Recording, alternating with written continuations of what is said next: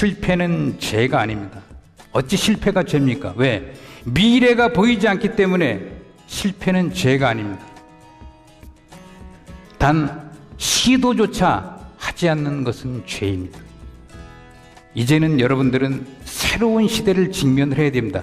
이러한 주어진 조건 하에서 여러분들이 살아생존을 하시려면 독해져야 됩니다. 그래야 살아남을 수 있습니다. 도전해서 정면 돌파하시기 바랍니다.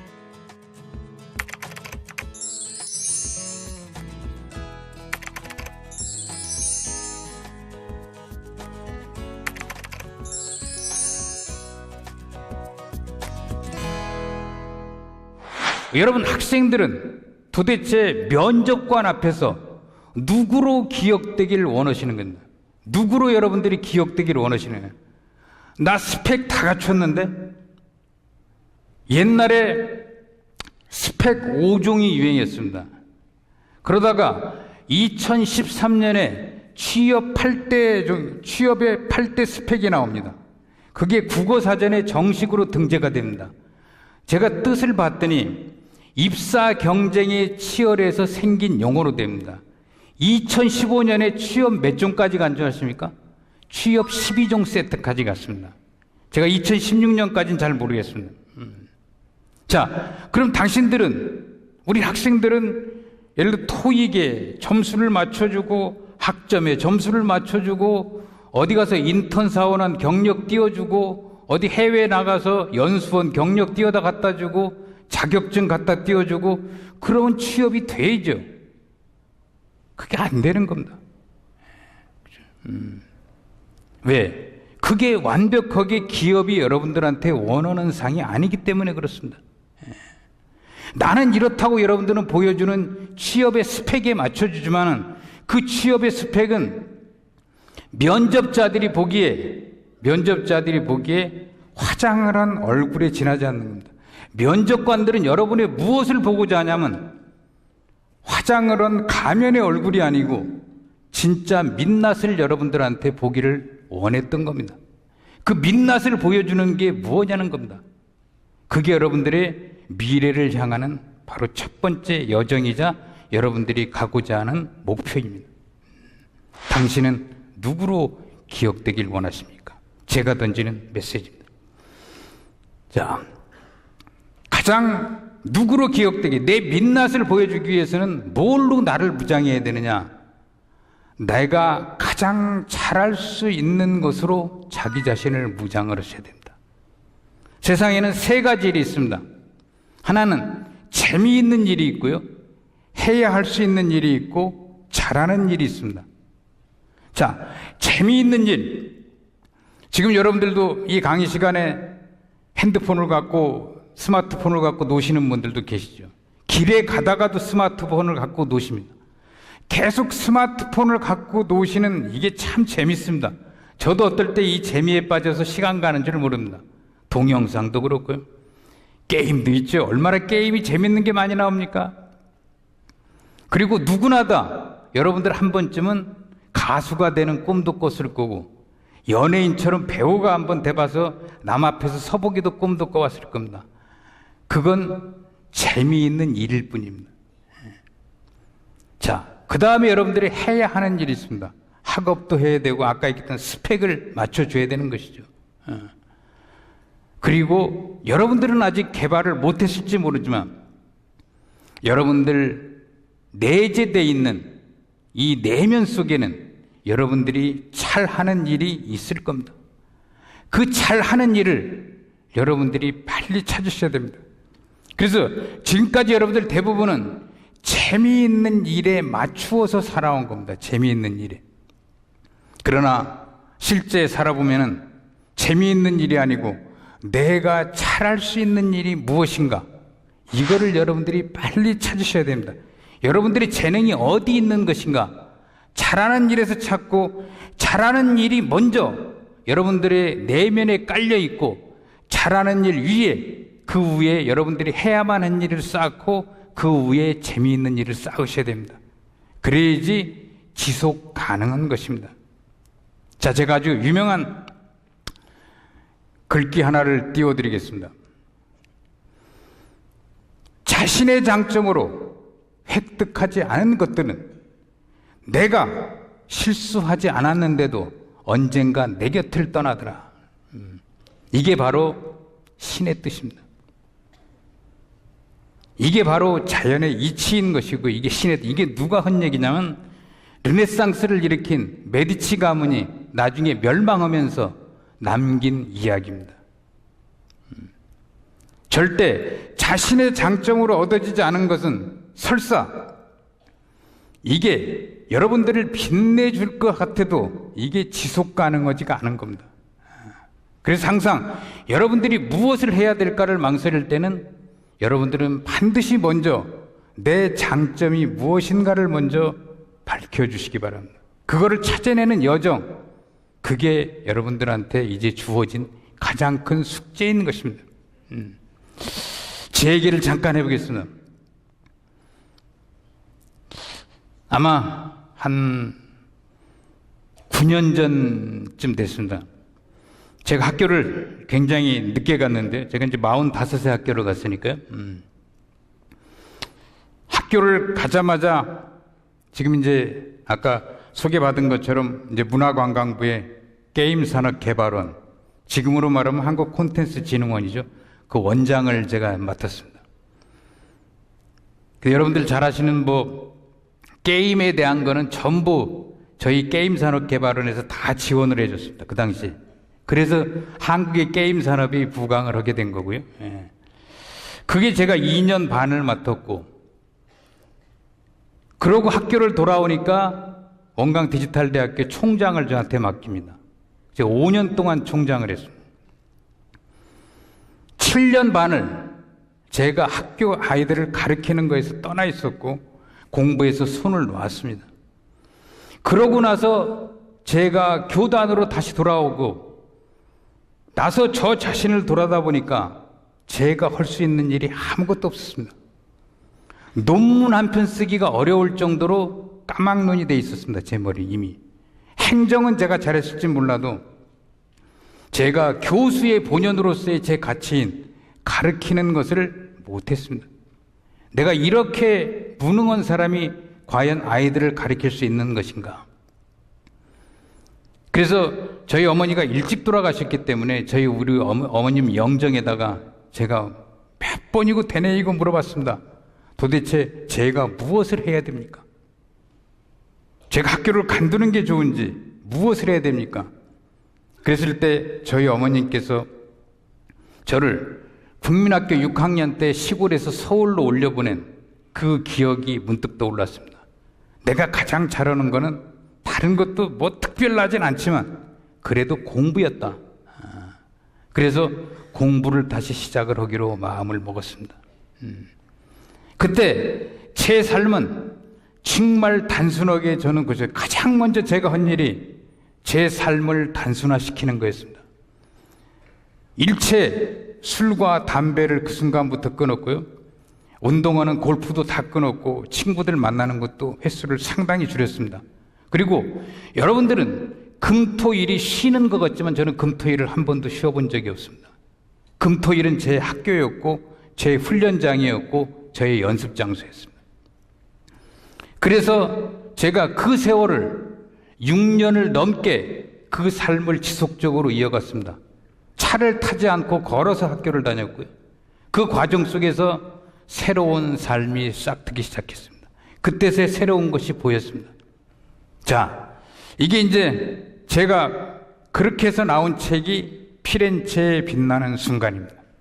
그래서 저는 이 책을 신이 준 선물로 생각하고 있습니다. 그 뒤로는 제가 안 흔들렸습니다. 설사 어디에서 저한테 다른 행정직에, 예를 들어 정부에서 오퍼가 왔어도 저는 절대 안 움직이고 저수를 하기로 결정을 한 겁니다. 그래서 지금도 제 이제 2편을 다시 준비 중에 있습니다. 이제 여러분하고 이제 그 책으로 다시 만나게 되겠지만, 어쨌든 저 책이 이제 5판까지 인쇄가 완전히 매진이 돼서 이제 6판 인쇄가 들어갈 겁니다. 그 5판이면 10,000권이 넘으니까요. 저로서는 신이 준 선물로 안 입을 수가 없습니다. 그래서 신이 준 선물로 여기고 앞으로도 더 학업에 매진하겠습니다. 어찌됐든 이러한 과정 속에서 여러분들한테 던지고 싶은 메시지입니다. 첫 번째는 뭐냐? 세상은 절대 외눈으로 보시면 안 됩니다. 이제는 두 눈으로 세상을 볼 때가 됐습니다. 그 얘기를 제가 하려고 그럽니다. 그래야 급변하는 세상에서 살아남을 수가 있습니다. 자, 두 눈으로 본 르네상스 얘기입니다. 지금까지 르네상스 이야기는 예술가들의 이야기로 주로 쓰여져 있습니다. 여러분들이 보유하는 책들이 모두 다 그렇게 되어 있습니다. 뭐 거기에 조금 보태서 나오면 인문학자들 얘기로 조금 쓰여져 있는 겁니다. 그것도 너무 편파적으로 치우친 것이죠. 어떻게 한 시대가 예술가들과 인문학자들만이 살아있는 시대가 어느 존재입니까? 이 세상에 그런 천국, 파라다이스, 에덴의 동산은 없습니다. 이 시대의 주인공들은 누구냐면 바로 상인들입니다. 상인들이 저 작품을 주문을 했고 저 작품에는 상인들의 메시지가 숨어 있는 겁니다. 그래서 그거를 우리가 예술 분리해서 볼 게 아니라 합쳐서 본 것이 바로 하나의 예술 작품인 겁니다. 그 예술 작품을 읽어냈기 때문에 아마 독자들께서 새로운 시각으로 저거를 볼 수 있었던 겁니다. 이렇게 세상은 한눈으로 보는 것이 아니고 이제는 두 눈으로 봐야지 새로운 세상이 열리기 시작을 하는 겁니다. 이게 여러분들한테 전하는 세 번째 메시지입니다. 그래서 컵도 마찬가지입니다. 여러분들이 가진 컵도 보면은 위에서 보면은 원으로 보입니다. 이렇게. 그죠? 또 이 작품을 컵을 옆에서만 보이면 마른 목골로 보이는 겁니다. 이 컵은 위와 옆에서 봐야 컵다운 컵으로 보이는 겁니다.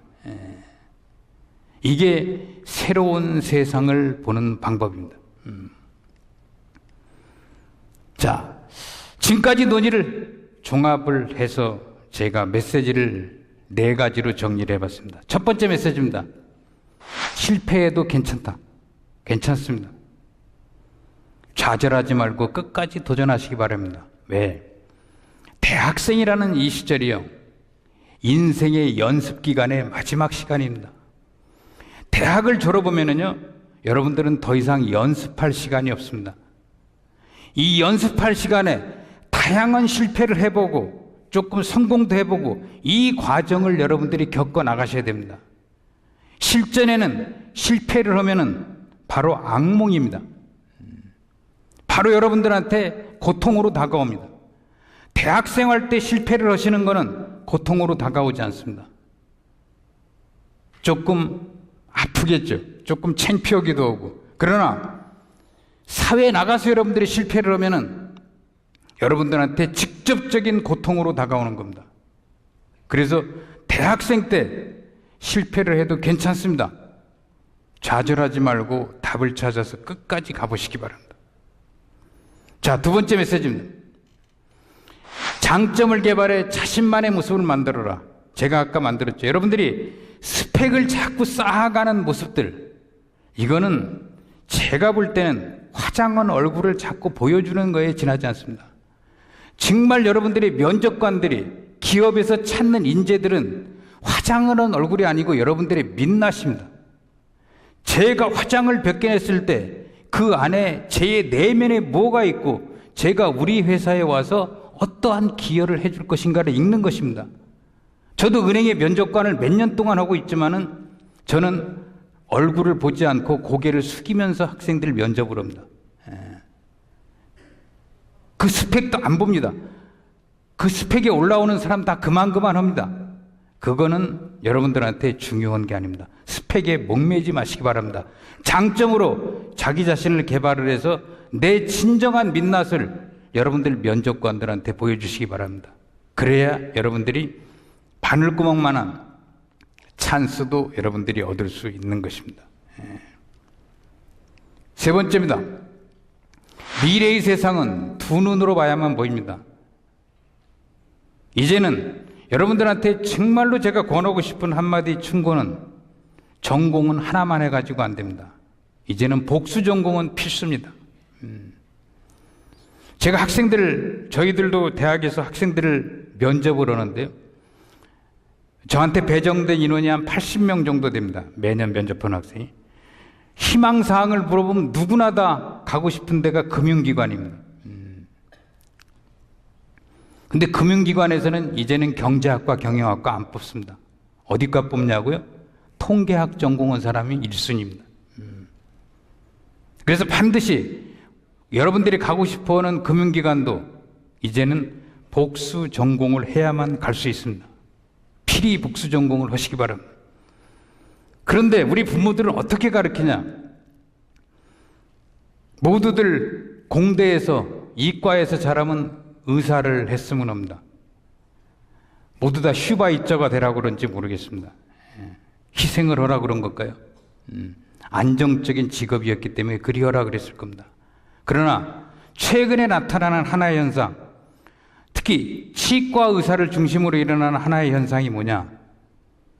이제는 병원을 하나만 차려가지고는 수익이 안 납니다. 치과를 2개 이상 가지고 있어야지 자기가 수익이 나서 운영할 수 있을 정도로 운영사항이 나빠진 겁니다. 또 로우스쿨을 누구나 다 갑니다. 갈 수 있으면 가려고 그럽니다. 환관 포청천이 그렇게 많아가지고 이 사회에 정의를 실현하려고 그러면 좋습니다. 이제는 복덕방 주인처럼 공인중개사처럼 뭐를 해야 됩니까? 이제는 중개업에도 뛰어들어야 될 처지로 전락하고 말았습니다. 여러분들이 좋다고 하는 직업, 그게 이제는 거의 끝장에 와 있는 겁니다. 그래서 미래의 세상은 두 눈으로 반드시 보셔야 됩니다. 이제 정답은 없습니다. 네 번째입니다. 책을 가까이 해라. 그래야 길을 잃지 않습니다. 역사라는 건 말입니다. 절대 비껴가거나 건너뛰지 않습니다. 여러분들이 지금의 오늘의 삶을 살아가는 것이 여러분들한테 내일의 모습으로 그대로 나타나는 것이고, 절대 어떠한 시대도 내가 이거를 잠깐만 피해가면은 나한테는 피해가는 것처럼 느끼고 나한테는 다시는 이런 시련이 안 오겠지, 절대 아닙니다. 다시 돌아옵니다. 그래서 역사는 절대 건너뛰거나 피해가지 않습니다. 그래서 역사책을 여러분들이 항상 가까이 놓고 지내시라는 겁니다. 두 번째 메시지는 역사책, 그 다음에는 문학입니다. 여러분들이 문학작품은 정말 읽어주십시오. 문학작품이 왜 필요하냐고요? 여러분들한테 상상력을 넓혀주기 때문에 그렇습니다. 그래서 선조들한테 지혜를 배우는 역사와 그리고 문학작품을 통해서 읽는 상상력, 이 두 가지가 조합이 될 때 여러분들한테 새로운 세계가 열릴 겁니다. 아무튼 긴 시간은 아니지만 여러분들한테 4가지 메시지를 전달을 제가 했습니다. 이 4가지 메시지를 여러분들이 하나만이라도 가슴에 새기고 여러분들이 이 강의장을 나선다면 또 저도 여기 서서 강의한 보람을 느끼고 가겠습니다. 아무튼 끝까지 경청해 주셔서 대단히 감사합니다. 감사합니다. 본 프로그램은 미래에 대한 꿈과 열정을 가지고 전인적인 하나님의 사람들을 양성하는 성결대학교와 청년들의 시대적 사명과 비전을 발견하고 청년 리더를 육성하기 위해 최선을 다하는 청년의 뜰에서 제작 지원하였습니다.